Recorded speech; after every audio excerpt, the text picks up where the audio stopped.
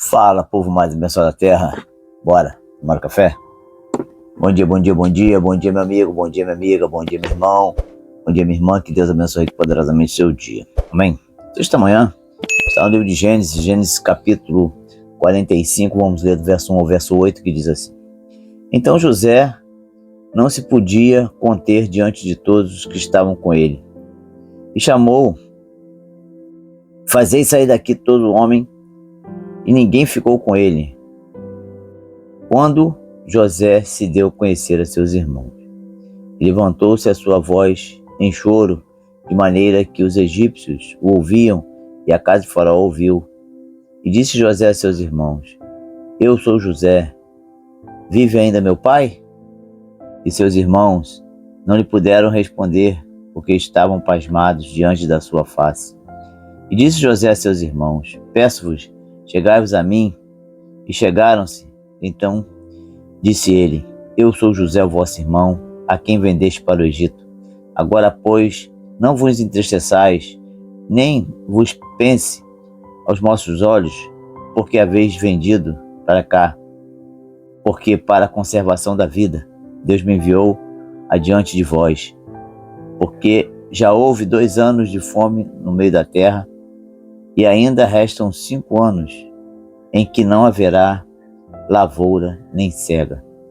Pelo que Deus me enviou diante de vós para conservar a vossa sucessão da terra e para guardar-vos em vida por um grande livramento.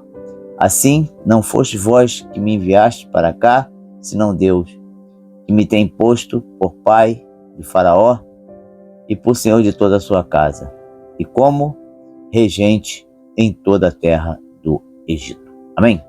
Amados, a história de José, nós conhecemos, sabemos que José teve sonhos, falou com seus irmãos, os irmãos já estavam com ciúme de José, achando que Jacó gostava mais de José, né, porque era o filho da velhice, aquela coisa toda, e no final das contas eles venderam José como escravo. José foi e sobreviveu,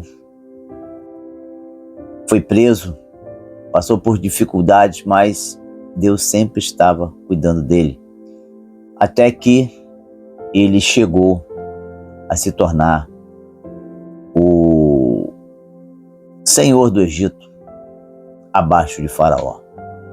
Ele ficou sendo o governador, então abaixo de Faraó era ele. E quando se cumpriu, né, o sonho que Faraó havia tido e José havia interpretado, e veio então a fartura, e ele sabiamente estocou, e quando veio a fome, ele tinha estocado o suficiente para manter o Egito, para poder negociar e enriquecer cada vez mais o Egito. Seus irmãos foram buscar alimento no Egito. José reconheceu eles. Teve toda aquela história de trazer o mais novo. Ele queria ter certeza que eles não iam fazer a mesma coisa com o mais novo, aquela coisa toda. E aqui, José então se apresenta a seus irmãos. Então aqui nós temos uma grande lição. José não guardou rancor dos seus irmãos, essa foi a primeira. Apesar dos irmãos terem vendido ele, ele passou por grande dificuldade por conta disso. Ficou privado da sua família, do seu pai. Mesmo assim, ele permaneceu firme e Deus o honrou.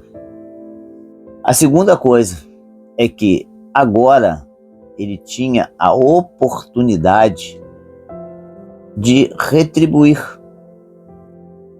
Mesma coisa que fizeram com ele, poderia vender os irmãos dele como escravo para outro lugar, ou deixar preso, ou deixar como escravo no Egito. Poderia fazer qualquer coisa, porque ele era o governador. Mas não.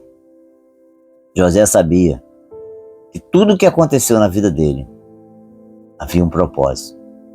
Foi Deus que colocou ele ali para que pudesse salvar a sua família. Às vezes algumas coisas nos acontecem e perguntamos para nós, perguntamos para Deus, por que isso, Senhor? Quando a pergunta correta é, para que isso? Porque tudo tem um propósito. Tudo tem um propósito na vida. Até o sofrimento tem um propósito na vida. É melhor buscar saber qual é o propósito. Para que determinadas coisas.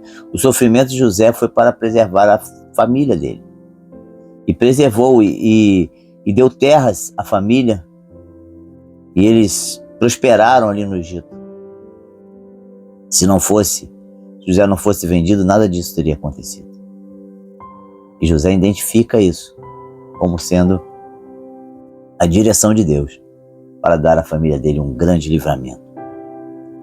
Muitas coisas acontecem na nossa vida e nós não entendemos o porquê. Mas procure saber o para quê. Porque Deus tem um propósito em cada coisa que acontece conosco. Amém? Que Deus te abençoe nesse dia. Tenha um excelente dia na presença do Senhor. Sou o pastor Danilo. Deus abençoe a sua vida. Deus abençoe a sua família. Deus abençoe o seu lar. Em nome de Jesus. Amém.